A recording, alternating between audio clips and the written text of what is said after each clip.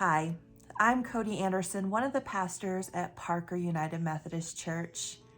I've been talking with a few people over the last few weeks, and they've been sharing about how hard life feels right now, how heavy things feel, how difficult it is to even turn on the news to hear what is going on in our world. And I have to say that I completely agree and understand.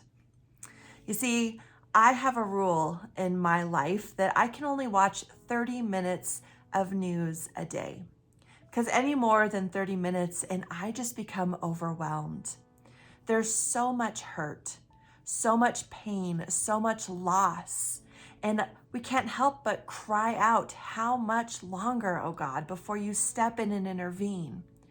We can only see so many parts of the world being bombed, so many parts of the world with destruction and terror, so many children that are being pulled out of wreckage, so many innocent lives that are lost, so many hostages that are removed from their family and the families are crying out for help, so many instances of gun violence, so many natural disasters before we too begin to cry out, how long, oh God? How long? Will you forget us forever?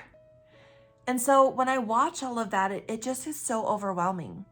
The other day I had the news on and I saw a little girl being pulled out of a bombed out area, and I just started to weep because I couldn't hold it anymore.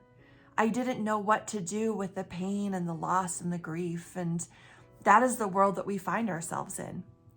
We can't help but turn on the TV, and then we are bombarded with these images that we feel helpless about. What can we do in a world that is filled with so much hurt, so much grief, so much? What can we do? And then we have our own lives, right? The pain and the loss and the struggles that we go about in our own little circles. And we begin to wonder, God, are you even there? Well, we are in good company with that. We know that the Psalms are filled with words that are laments, are crying out to God, are ways in which David and the other writers of the Psalms are crying out, going, God, how much longer do we have to live like this? How much more pain and suffering? You see, every generation has their own heavy suffering that they have to carry. And of course, we cry out. In our society, though, I think we've lost the skill or the ability to lament, right? We can focus on a hard thing for just a little bit of time, but then we want to rush to the good. We want to make sure that we move through that as fast as possible because we don't want to feel in that darkness and in that hopelessness. We want to move from that space back into the positive, everything is good. But what we have missed out on is that ability to get down into people's grief and hurt, to lament, to let ourselves be human and feel that pain and cry out to God from a space in which we never knew that we had. So there is this wonderful book in the Bible. It's called Lamentations, which actually is about lamenting. And it's a very short book. I think it's like 5 chapters, but it shares with us a way in which to lament. I mean, you read these words and you begin to see how much the people were hurting in this season, in this time that this book was written. They're crying out saying, we have been banished from our homelands. We have no food. Our babies, their mouths are thirsty from drought. God, where are you? And they cry out to God, but then there are these moments that bring it back to remembering that God is faithful. In Lamentations chapter 3, verses 22 through 24, it says, certainly the faithful love of the Lord hasn't ended. Certainly God's compassion isn't through. They are renewed every morning. Great is your faithfulness. I think The Lord is my portion, therefore I'll wait for him. You see, even in the midst of the hard, we have to get back to that foundation, that remembrance that God is faithful. God is faithful even when we cannot see. God is faithful even when all we see are these hard images. All we feel is this heartache. All the world does is groan. We know that God is faithful. How do we know that? Well, we are starting the book of Ruth. Ruth is this quick but deep story about God's faithfulness in the midst of hard times and the ways in which you can see God's faithfulness at work in the lives of Naomi and of Ruth. You see, in chapter 1, we hear how Naomi has lost everything. Her and her family are refugees because of a drought that is happening back at home. And as they move and they get settled in this new land, then Naomi loses her husband.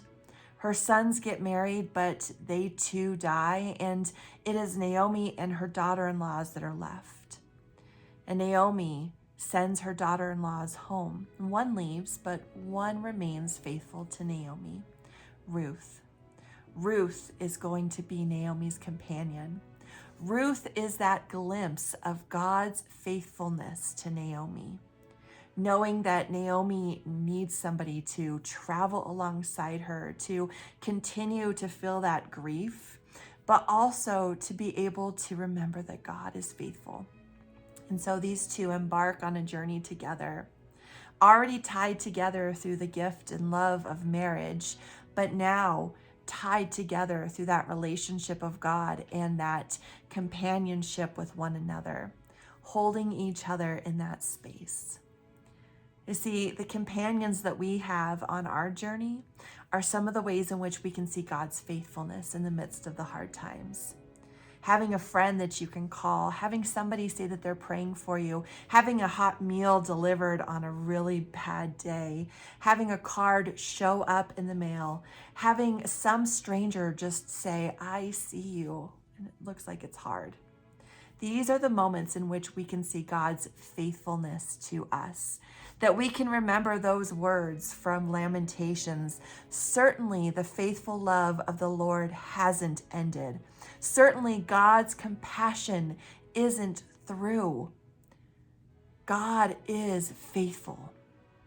And we have to remember that even in those hard times, as we cry out to God, as we say, how much more, God? We can't handle any more. That we're still able to witness God's faithfulness in those little moments that remind us that God is faithful in those big moments as well. The Psalms are another way in which we can see how people cry out to God, how people lament, right? I often talk with the youth about, is it okay to be angry with God? Is it okay to cry out and question God? And of course, most of them are like, no way. No way. We can't cry out. We can't question. We can't think that God has abandoned us. We can't put that into words because that would be unfaithful to God. But actually, the Psalms show us that being angry with God, crying out to God, questioning God, that is faithfulness because you trust in God and being able to ask those questions, to be able to say what is really on your heart and your mind. You trust God enough to hold on to that, to not smite you in that process, but to let you feel those human emotions and then to embrace you. So Psalm 130 says this, I cry out to you from the depths, Lord. My Lord, listen to my voice. Let your ears pay close attention to my request for mercy. If you kept track of sins, Lord, my Lord, who would stand a chance? But forgiveness is with you. That's why you are honored. I hope, Lord. My whole being hopes. And I wait for God's promise.